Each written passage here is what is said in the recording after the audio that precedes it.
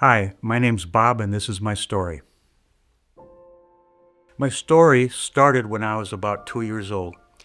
I had a grandmother who lived with my parents, held me every day, and prayed for me. I did not know that she prayed for me every day until 30 years later. My home life, to say the least, was a little unusual. I grew up in a home with a lot of alcohol. The family did not know the Lord. I was basically taking care of myself by the time I was 9 years old. Both of my older sisters had moved out of the house.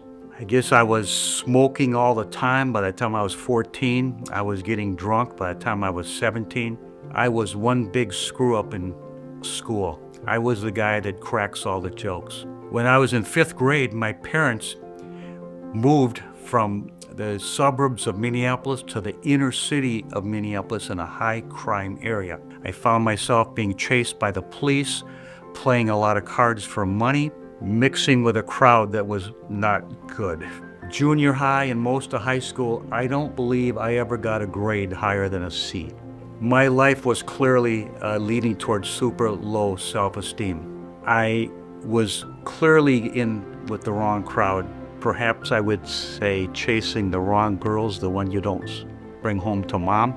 I believe it was my junior year of high school. It got to the point that I needed to move out from my family for a while, and I moved in with my older sister Ruth Ann and her husband Lance. At this point, I had never studied for a test. I never did homework. And all of a sudden, while living there, she started complaining about, where's your books? What are you doing for studying? When's the test? And over a period of several months, she changed my life.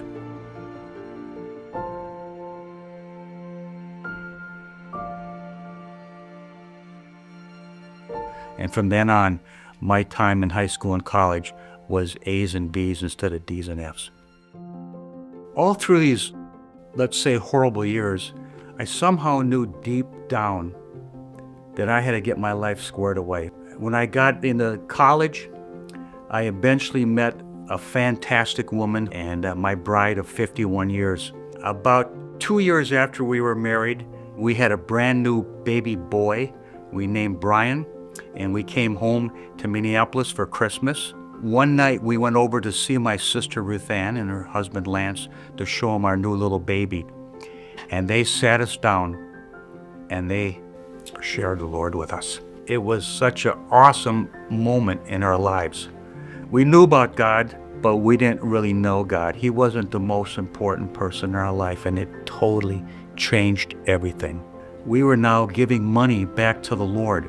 We began serving in church, teaching kids Sunday school. I would eventually end up teaching adult Sunday school. Served as a deacon. Still today, I'm now the treasurer of our church.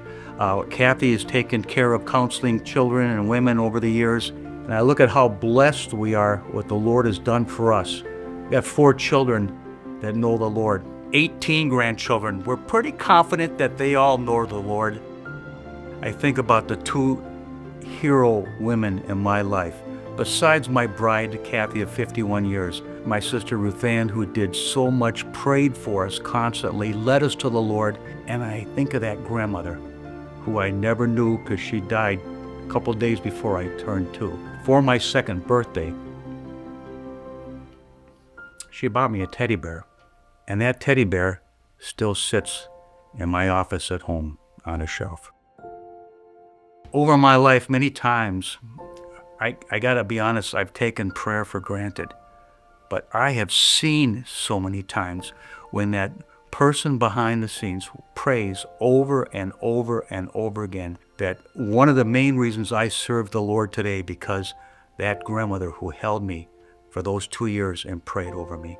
There's been many times that I've asked the Lord for things, and many times the Lord did not give me what I wanted, but He always gave me what I needed. My name is Bob, and Jesus Christ is my story.